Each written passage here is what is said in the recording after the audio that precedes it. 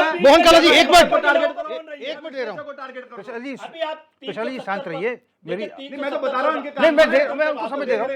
देखिए सूत्रधार मैं हूँ काला जी, ठीक है काला जी, एक मिनट आपके पास। रोहित जी पहले सुनिए, हमारे यहाँ देश के इतिहास में पहली बार ऐसा हुआ, उरी बम ब्लास्ट केस में पहली बार आईएसआई एजेंसी जो है जांच करने के लिए आई। देश के इतिहास में पहली बार हुआ, पर मैखोरी जी ने उस पर बात नहीं करी। पठानकोट पर मैखोरी जी ने बात नहीं करी। मणिपुर में इतनी देश जहां पूरे विदेशी धरती पर जिसकी आप दुहाई दे रहे हैं यहां बैठकर, भाजपा के प्रवक्ता भी और मेखोरी साहब भी, विदेशी धरतियों पर यह देश कितना शर्मसार हुआ जब मणिपुर में देश में महिलाओं पहली को- बार हुआ जब पाकिस्तान ने घुटने टेक दिया, कटोरा लेके हाथ ठीक में है। कर रहे पहली हैं। बार नहीं मैं हुआ। मेखुरी जी के पास जा रहा हूं। 90,000 आपकी सैनिकों को तुष्टिकरण की आत्मसमर्पण जो कराया। राजनीति थी, तुम्हारी औकात नहीं थी आपकी भाजपा की। तुष्टिकरण- ठीक है। भाजपा की औकात मोहन काला नहीं जी, थी। अरे मोहन काला जी, भाजपा की औकात नहीं थी। अरे मोहन काला जी, आप तो रडार देख रहे थे। मोहन काला जी, आप तो अच्छा सारे जी, बादल देख रहे थे। हमने हमने 90,000 सैनिकों के अच्छा जी, घुटने दिखाए हैं। का जो नारा मोदी 90,000 जी सैनिकों ने आत्मसमर्पण ठीक है, किया। ठीक है, ठीक है। हमने दो सबका टुकड़े साथ, किए सबका विकास लेकर मोदी जी अरे देश के पाकिस्तान के लिए दो आज टुकड़े एक किए। है। तुम्हारी चलिए, तरफ बिरयानी चलिए, निकाली। है। फिर चलिए अरे जी, बिरयानी एक है, निकाली, फिर चलिए जी। बिरयानी। भारत की सेना फिर ने चलिए। किया। की मजाक मोहन काला जी, चलाने दी ठीक है, गई। विचार बिरयानी विमर्श दिखाई हमने मोहन काला जी, आपकी देखिए, तरह जाकर। मोहन काला जी, और आप तो सुनिए, बिरयानी बनाने वाले हैं। और सुनिए चलिए। हाँ तो बिरयानी फिर बनाने चलिए वाले जी, हैं। अभी ये फिर चलिए भ्रष्टाचार बिरयानी बनाने वाले हैं। डिबेट खत्म हो जाएगी। भ्रष्टाचार पर बात बिरयानी कर रहे बनाने थे। वाले लोग हैं। फिर चलिए जी, इनका चरित्र मोहन यही काला है। जी, फिर चलिए, ये आप सुन ही शांत नहीं सकते, रहिए। इनका चरित्र मोहन यही काला है। जी, देखिए, बता रहा हूं आपने ना, आरोप बिरयानी लगाया बनाने वाले अब मैं जवाब तो ले लूं। सुनिए, 5 मिनट बचे अभी मैं जरा भ्रष्टाचार पे अरे अपनी काला बात जी नहीं, क्या रखूं। सुनाओगे? जवाब- ये अरे भ्रष्टाचार नेता है। कहाँ हैं? 2014 से पहले हाँ, नेता सारे आपके जी। भ्रष्टाचारी अरे जेल में आप- हुआ अरे करते काला थे। जी, आज सारे भाजपा फिर में चलिए, हैं। कार्यकर्ता आज आपके सारे चलिए, भाजपा कहाँ में हो? हैं। सारे चलिए, भ्रष्टाचारी कब भाजपा आओगे? में चलिए जी। 19 एक तारीख का चुनाव है। भ्रष्टाचारी का नाम ठीक है, बताने ठीक के है, बाद ठीक है। में नहीं है। कब आएगा नेता? काला जी, कब फिर आएंगे आपके लोग? मैखुन अरे जी, आपको की चिंता मैखुन होगी? जी, हमारा स्टार प्रचारक मैखुन जी, जनता है। आप- हमारी क्या स्टार कांग्रेस- प्रचारक जनता है। अरे जनता स्टार कांग्रेस- प्रचारक है हमारी। कांग्रेस- कांग्रेस- आयुष स्मृति ईरानी। अरे कांग्रेस- मैखुन जी, भाग गई अंकिता भंडारी के मैखुन जी, बयान पर। मैखुन जी, अंकिता आप सुन पा भंडारी रहे के हैं? बयान आप पर बोलिए, भाग गई। कांग्रेस लड़ नहीं रही चुनाव। आप बोलिए। अंकिता भंडारी अरे के बयान आप पर मुद्दे पर- भाग गई आपकी महिला नेत्री। इधर-उधर की बातें करके भाग गई मैखुन जी, महिला बोलिए। नेत्री आपकी। देखिए, कांग्रेस के प्रवक्ता ने आपको ही कटघरे में खड़ा कर दिया है। ये तो लिखी जनता समझ आ नहीं ऐसा अरे है ना, महिला नेत्री भाग अरे गई काला आपकी। जी, भाग गई नहीं, आपकी ऐसा महिला है। कहाँ नेत्री। नेता आपके अरे चुनाव भाग लड़ रहे गई हो, महिला नहीं लड़ नेत्री रहे हो? आपकी। दो सिलेंडर कर अंकिता दिया। फेडर डाउन है, बोला। फेडर डाउन है, काला काला जी, फेडर डाउन है। पर भाग गई। आ गई कांग्रेस, अरे खत्म हो गई उत्तराखंड में। चलिए, मैखुन जी बोलिए। मुझे पता आपका मैखुन जी बोलिए। मैं तो पॉलिटिकल पार्टियों के आरोप प्रत्यारोप से जाने की बजाय फेडर डाउन है, फेडर डाउन है आप लोगों का, आप लोगों का फेडर डाउन है, आप शांत हो जाइए। और सुनिए, मैखुन जी, रोहित मैखुन जी, हम जो है हम ये कह रहे सारे हैं भ्रष्टाचारी आरोप प्रत्यारोप पे जाने की बजाय नहीं, और मैखुन जी की बात सुन लीजिए। सारे भ्रष्टाचारी अरे- भाजपा में हैं। अरे आपका फेडर सारे डाउन है, भ्रष्टाचारी भाजपा आपकी में आवाज नहीं जा रही है। काला जी, आपकी आवाज नहीं जा रही। मैंने कांग्रेस गायब होगी। अरे चलिए, आप चिंता मत करिए। मैखुन जी बोलिए, आप बोलते नहीं, नहीं, मैखुन जी। कितने ऐसा लोग है ना। आ गए नेता। हाँ, आपकी आवाज आ रही है मैखुन जी। राजनीतिक आरोप प्रत्यारोप अपनी जगह पे हैं। हमारे एक मित्र कह रहे थे हमने 90,000 सैनिक जो है कैप्चर किए, तो मुझे तो एक बड़ा मतलब आश्चर्य होता है। 90,000 पाकिस्तान के सैनिकों को हमने उस समय मेरठ में जो है बिरयानी खिलाई 3 महीने तक और उनको सकुशल वापस भेज दिया। अरे प्रधानमंत्री और हमारे जी तो बिरयानी 54 खाता सैनिक है उस समय जाके पाकिस्तान में मैखुन बंद थे, उनको अरे वापस मैखुन लाया। जी चलिए, फेडर खोल पाकिस्तान की दीजिए, बिरयानी आप फेडर खोल दीजिए। ने और सारे नियमों ये है को कांग्रेस का तोड़कर चरित्र। नहीं अब दूसरा ये है अरे ना, आप दोनों लोगों बंद ने खोल दिए फेडर। देख लिया। फेडर आपका खोल चरित्र दीजिए। लोगों ने देख लिया। चलिए, प्रवक्ता बॉखला जाते हैं। देखिए, अरे मैखुन जी आपका- सीनियर जर्नलिस्ट है। देखिए, मैखुन जी, अरे देखिए, सीनियर जर्नलिस्ट है, जब तो मैं कह रहा अगर आप हूँ काम की ये बात प्रदेश करें, तभी वैशाली इसलिए जी, इस हालात में है। वैशाली जी सीनियर जर्नलिस्ट है, उनकी जब बात तो सुन सीनियर लीजिए। जर्नलिस्ट का ये हाल होगा ये बोले नहीं, तो कांग्रेस प्रदेश बोले का तो क्या तभी होगा तो सोचिए। नहीं। कांग्रेस बोले तो तभी तो। राव जी एक मिनट, उनकी बात तो ले ले, उनके पर उनका आरोप लगे, उनका जवाब तो ले लीजिए। काला जी, सारे भ्रष्टाचारी कहाँ हैं आज? मैखोरी जी इस पे जवाब दे। अरे तो मैखोरी उनको जी। बोलने तो कि देंगे सारे तब तो। भ्रष्टाचारी जिन पर ये भ्रष्टाचार के आरोप लगाती थी, आज वो सारे भ्रष्टाचारी है अरे कहाँ? प्रशाली आप बांग्ला बताओ आप ना, शांत मैखुन रहिए। जी। बांग्ला का प्रोग्राम क्यों नहीं देखा बता आपने? रहे? मैखुन जी बोलिए। बांग्ला में का प्रोग्राम नहीं देखा नहीं, आपने? ऐसा अरे ये डिबेट बिल्कुल ऐसा खराब हो ना। जाएगी। देखिए, मैखुन जी बोलिए। ऐसा है कि जो जिस पे भी हमारे अब तक का भारत का इतिहास रहा है, इस पर भी आरोप लगते थे, बोलिएगा किसी भी मतलब। व्यक्ति पर तुरंत इस्तीफा दे देते, चाहे वो जयललिता पे लगे, चाहे लालू प्रसाद जी पे लगे। और कल जिनको बचाने के लिए रामलीला मैदान में हम इकट्ठा हो रखे थे हमारे विपक्ष, वो अभी तक इस्तीफा नहीं दे रहे हैं। आज वो जेल चले गए हैं 14 दिन के लिए। तो निश्चित रूप से अगर किसी पर भी भ्रष्टाचार का आरोप लगे और वही अरे यहाँ कहते तो थे हम तो राज्यसभा सबसे चले पहले गए इस्तीफा मैखुरी जी देंगे। भ्रष्टाचारी। हम सबसे कोई पहले महाराष्ट्र से इस्तीफा चला देंगे गया, कोई कह रहे कहीं से थे। चला गया, आरोप उस पर लगते भी ही। तो बोलिए अब जो भ्रष्टाचारी है पर। आप जेल जाने के बाद अरे भी आप इस्तीफा मुझे नहीं दे बताइए रहे। मैखुरी जी, तो इस पे चर्चा कौन आप- करेगा अगर हम नहीं आप करेंगे पेमा, तो? आप मुझे बताइए पेमा खाटू जी पे तो नहीं बोल रहे हैं आप? नहीं प्रेमा मुझे बताइए ना, क्यों नहीं बोल रहे हैं? भ्रष्टाचारी बोल रहा हूं, अरे मैं तो महाराष्ट्र के नाम बोल रहा अंदर हूं। हेमंत आप बिस्वा भ्रष्टाचारी पे नहीं बोलेंगे बोल आप। रहे हैं, भ्रष्टाचारी नारायण हम राणे जेल पे नहीं जाना बोलेंगे चाहिए। आप। विपक्ष जेल सुमित्रा जाना तो अधिकारी पे नहीं क्यों है? बोलेंगे आप। छटपटाने की आवश्यकता नहीं है। चलिए रावत जी, आप भी बोल लीजिए। तो अच्छा तो हो रहा अगर है। आप इनको कोई शिक्षा आप नहीं मुझे दे रहे बताइए, हैं, जगन्नाथ रेड्डी 2011 में जेल में गए थे और आज वो भाजपा में गए हैं। चलिए इनको भी तो बोलने दीजिए। ये तो मुझे बताइए ना मैकुरी जी, अब एक और अजीत पवार, आप मुझे बताइए ना अजीत पवार पे क्यों मौन है आप? अजीत पवार भ्रष्टाचारी नहीं है क्या? तो उनको तो बोलने दो। भ्रष्टाचारी नहीं है क्या अजीत पवार? आप बोलिए ना आप एंकर रावत जी। बिजनेस उनको तो बोलने दो। हार्दिक पटेल पर हार्दिक पटेल पर टुकड़े टुकड़े टाइप का आरोप लगाते हैं। आज हार्दिक दो लोग पटेल विधायक हैं है। इस बहस को जो मॉडरेट कर रहे हैं एंकर महोदय अरे मैकुरी और जी, विश्लेषक, उनको निष्पक्ष तो अपनी सुनोगे। भूमिका निभाइए। अगर मैकुरी जी ने आप आईना एक दिखा दिया वरिष्ठ कांग्रेस, पत्रकार अरे तो हैं। आप क्यों निष्पक्ष भूमिका निभाइए। आप भड़क अपनी। रहे हैं? भाजपा के आप क्यों प्रवक्ता भड़क रहे हैं? में झूठ बोलना। आप क्यों आप भड़क पर रहे वरिष्ठ हैं? पत्रकार हैं। बोलिए काले, हाँ बोलिए, वो जल्दी बोलिए। एक प्रश्न आपसे है कि एक जवाब आप निष्पक्ष रूप से दीजिए। ये क्या रावत इस जी पर- बोल रहे हैं यूकेडी से। क्या इस प्रदेश के लिए जो अग्निवीर योजना है 20 घोटाले हुए, एक यहाँ घोटाले के की युवाओं बता के रहे हैं लिए अब क्या आगे- ये योजना इस प्रदेश के युवाओं के लिए सही है? उस पे नहीं बोलेंगे। इसका एक जवाब दीजिए मुझे। अंकिता भंडारी पे नहीं रोनी बोलेंगे। बोलेंगे बाकी तो मैं सारे मुझे बोलूंगा। ठीक है, क्योंकि अरे मैकुरी जी मुझे नहीं बोलेंगे मुझे तो हम चिंता भी यहाँ के बोलेंगे। युवाओं की है। एक जवाब दीजिए कि अग्निवीर योजना जो भारतीय जनता पार्टी इस पूरे देश में लाई है, क्या इस प्रदेश के सैनिक बहुल्य जो क्षेत्र है, जहाँ पर यहाँ का जो जीवन यापन है वो सिर्फ सैनिक चलता है, क्या यहाँ के युवाओं के लिए वो सही है? इसका जरा के जवाब दीजिए मुझे। आप मैकुरी जी का टेस्ट लेने लगे सब लोग। इन एक तीन विषय सवाल तो खड़े होंगे विद्वान ना। जब वरिष्ठ पत्रकार इस तरीके की भूमिका निभाएंगे तो सवाल खड़े होंगे। नहीं, आप सवाल खड़े करिए। अच्छा है, उससे अच्छा है आप अपनी पार्टी संभालिए और अरे अपनी आप पार्टी को मैकुरी जी, हम मजबूत अपनी बनाइए। पार्टी संभाल रहे हैं। आप अपनी उन्हें भूमिका मजबूत निभाइए बनाइए निष्पक्ष पार्टी को, तरीके से अपनी तो ना बेहतर होगा बनाइए। प्रदेश के कहावत है, लिए। आप अग्निवीर पर जवाब आप दीजिए, क्षेत्रीय पार्टी है, आप तो पेमा क्षेत्रीय खाटू पे मुद्दे जवाब उठाइए। दीजिए, अजीत आप पवार पे क्षेत्रीय बताइए, मुद्दे उठाइए, पुलवामा पे क्षेत्रीय बताइए, पार्टी है, तो सीडीएस क्षेत्रीय विपिन मुद्दे रावत पे उठाइए, वो बताइए, कौन उठाइएगा? आप सहकारिता उठाइएगा? घोटाले पे बताइए, यूके ट्रिपल एससी पे बताइए, मोहन यूके भाई, एससी पे सुन लो, बताइए। अरे सुन लो, जेल जाना सुन लो, चाहिए, उनको बोलने कुछ दीजिए। चले गए हैं, कुछ जाने चाहिए। हम किसी को बचाव में नहीं, हम जेल जाने चाहिए। आप इन जो भी सब की घोटाले बात कर करते रहे तो हैं, मुझे चाहे अच्छा वो- लगता। चाहे वो यूके घोटाला हो, चाहे अंकिता भंडारी का मर्डर कांड हो, हम सारे मुद्दे उठाने के पक्ष में है। लेकिन मैंने कल कहा कि केवल अंकिता भंडारी नहीं है, कल ही एक लड़की सूट केस में पैक अरे होके 908 है, हम तो मिली पूरी है। बात कर रहे लेकिन वो हैं आपके कि 908 political हिसाब से महिलाएं वो हैं, छूट नहीं सकती है। 872 बलात्कार हैं, हम तो पूरे पे बात कर रहे हैं। मैकुरी जी, हाँ, तो अग्निवीर वही के- कह रहे हैं हम मैकुरी जी, मैकुरी जी, 9 लड़कियां गायब हैं मैकुरी जी, प्रदेश से, उनका अग्निवीर कौन के बारे में। उठाएगा उन आबादी लड़कियों अरे का? आप भाजपा मैकुरी जी, जवाब देगी ना। मेरा सवाल ऐसे ये रहेगा। भाजपा क्यों मौन है 908 पर? मैकुरी जी, आप सत्ता पक्ष के सवाल मैं- पूछ रहे मैं- हैं। मैकुरी जी, आप एक- सवाल एक- सवाल क्यों पूछ रोहित रहे जी, हैं? मैं यहाँ विशेषज्ञ है। सुनिए, अग्निवीर के बारे में ये क्या- बोलने नहीं देंगे मैकुरी जी को। मैकुरी मैकुरी जी, जी, मैं एक राव जी एक मिनट, सेकंड, एक सेकंड, 10 अग्निवीर सेकंड के दीजिए। बारे में। राव जी 10 सेकंड दीजिए। आप ही के अरे लिए, आप सारे आप ही के लिए, भ्रष्टाचारी आप ही की कहाँ पर तारीफ हैं, में आप बताइए। आप ही की तारीफ में मैं सारे भ्रष्टाचारी कहाँ पर है, ये बताइए। काला जी बस एक 10 सारे भ्रष्टाचारी कहाँ पर है, सिर्फ इतना बता दीजिए। रोहित जी 10 सेकंड अरे भ्रष्टाचारी कहाँ पर है, ये बता मैं दीजिए। एक बात कहना चाहता हूँ। 2014 से पहले मैंने एक बात भ्रष्टाचारी कही। जेल होते थे हाँ, बोलिए, बोलिए। और आज भाजपा में है। काला जी आपसे निवेदन आज है। ईडी से काला जी आपसे निवेदन है। सारे राव जी आपसे निवेदन है। भ्रष्टाचारियों को काला जी धोया निवेदन जा रहा आपसे। है। काला जी मोदी निवेदन करते वॉशिंग हैं। पाउडर में काला जी मोदी निवेदन करते वॉशिंग हैं। पाउडर में धोया जा काला रहा जी है। आपसे निवेदन सारे है। एक भ्रष्टाचारी सेकंड, आज- एक सेकंड सुन लीजिए जो जरा। कोई भ्रष्टाचारी मैं जेल मैकुरी में जी नहीं है। सुनिए, काला जी इसी कुछ बोलना प्रदेश के चाहता अंदर हूं। इसी मैं मैकुरी प्रदेश जी के से अंदर कुछ बोलना शराब चाहता कांड हूं। होता है। मैं मैकुरी जी से कुछ बोलना चाहूंगा। इनकी आवाज को डाउन करना पड़ेगा। पहले बताइए वो बहुत पता की बात है। बहुत पता की बात है। आप बोलिए, इनकी भी पता की बात है। बोलिए, काला जी इनकी बात है। भ्रष्टाचार मैकुरी के लिए हटाया गया। जी, मैकुरी जी, उनको मैं जेल कह रहा हूँ भेजा गया। मूर्ख को समझाइए, ज्ञान गांठ की जाए,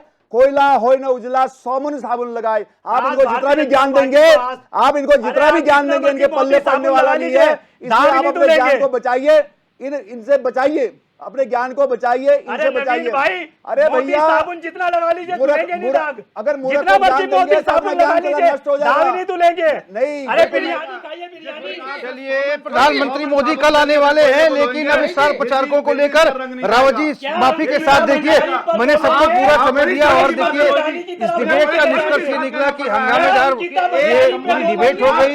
यहाँ पर कटघरे में खड़ा कर दिया गया हमारे सम्मानित वरिष्ठ पत्रकार को भी, और चुनाव तक इस प्रकार की गहमागहमी जारी रहेगी। और न्यूज रूम का ये स्टूडियो का हाल आप देख सकते हैं, ये तमाम पैनलिस्ट आपस में एक दूसरे की सुनने को तैयार नहीं है।